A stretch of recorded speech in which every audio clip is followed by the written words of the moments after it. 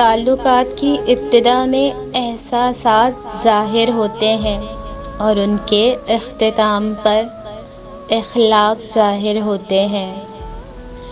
اگر اپنوں کو گرانے میں آپ کو اپنی جیت لگے تو سمجھ جاؤ کہ آپ بہت گرے ہوئے انسان ہو۔ زبان تو سب رکھتے ہیں مگر کمال وہ کرتے ہیں جو اسے سنبھال کر رکھتے ہیں۔ مکھی اگر چائے میں گر جائے تو لوگ چائے پھینک دیتے ہیں، وہی مکھی اگر گھی میں گر جائے تو لوگ کبھی بھی اس گھی کو نہیں پھینکتے، بس مکھی نکال کر پھینک دیتے ہیں۔ لوگ اپنے مفادات کو دیکھ کر اصول اور آداب کا ڈھونگ رچاتے ہیں اور دوسرے بندے کی طاقت اور حیثیت دیکھ کر فیصلے کرتے ہیں۔ یقین مانیں، صبر کی زبان اتنی طاقتور ہوتی ہے کہ ستانے والے کی بنیادیں ہلا دیتی ہے۔ شیخ سعدی رحمۃ اللہ علیہ: جو شخص دوسروں کے غم سے بے غم ہے، آدمی کہلانے کا مستحق نہیں۔ اچھے لوگوں کی ایک خوبی یہ بھی ہوتی ہے کہ انہیں یاد رکھنا نہیں پڑتا، وہ یاد ہی رہتے ہیں۔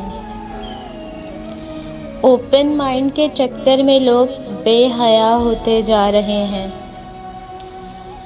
اپنے لیے ضرور آسانیاں پیدا کریں، لیکن اپنی آسانیوں کے لیے دوسروں کے لیے مشکل نہ پیدا کریں۔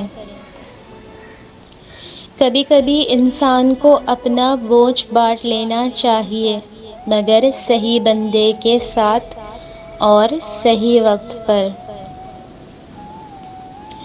کتنا حسین ہوتا ہے نا وہ لمحہ جب ہم سجدے میں آنسو بہا کر اپنے رب سے کچھ مانگیں اور وہ ہمیں کچھ دیر بعد اس چیز سے نواز دے۔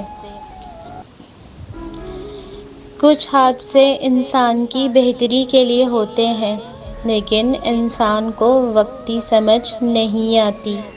کچھ وقت گزرنے کے بعد انسان کو سمجھ آتی ہے کہ جو بھی ہوا میرے حق میں بہتر تھا۔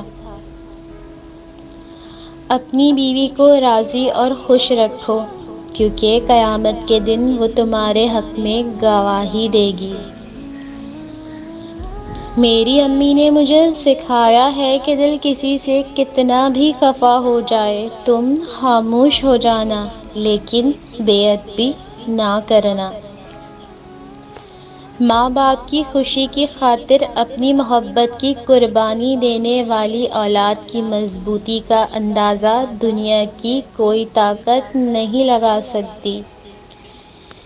ایک لمحے میں موت کا فرشتہ گھر اور بستر بدل دیتا ہے۔ جو قرآن سے جڑ گیا وہ فلاح پا گیا۔ انسان کو سکون حاصل ہو جائے اگر وہ سمجھ لے کہ ہر چیز اللہ کی مرضی سے ہوتی ہے۔ بے شک مزید اچھی ویڈیوز کے لیے چینل کو سبسکرائب کریں اور ویڈیو کو لائک، شیئر اور کمنٹ ضرور کریں۔ شکریہ۔